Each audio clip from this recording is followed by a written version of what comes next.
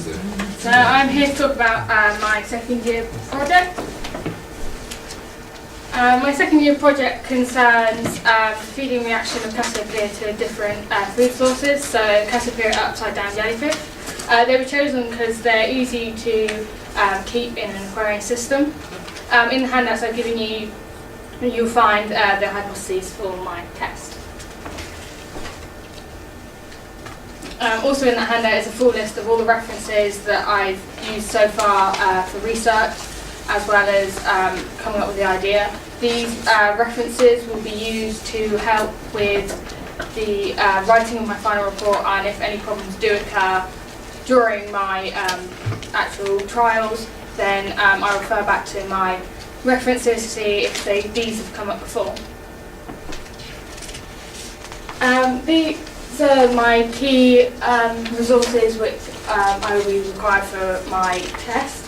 I would need lighting because Cassiopeia are upside down jellyfish, so they require light to thrive and survive, which is ideal for over the weekend when I'm unable to come into the marine school to feed them. They'll have light there, so they'll be able to survive the weekend. My key external bodies, these are people who I believe would be interested in my research that I'm carrying out, as well as Blue Reef and National Marine Aquarium for supplying the jellyfish to the marine school for me to run my project with.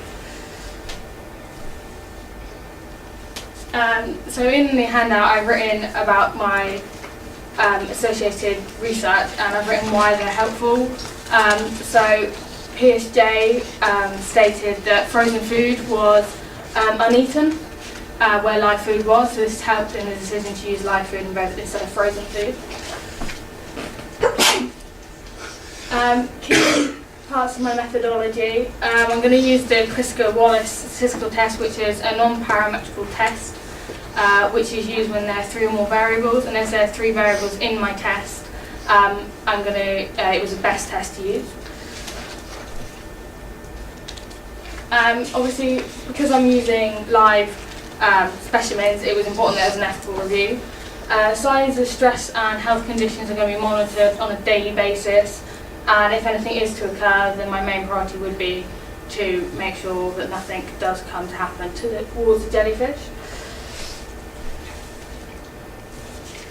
Schedule of operations, due to at this moment in time not knowing when their Cassiopeia are coming to the marine school, I'm going to begin to run my project referring to cuttlefish on the 17th of November. So I had 2 contingency plans. As I was using live specimens, 2 contingency plans were needed. My first one is the preferred prey size of cuttlefish on glass shrimp, and the second one is photo identification of minke whales. Within the appendices of that document, I've included data collection forms, which I'll be using for my Cassiopeia investigation.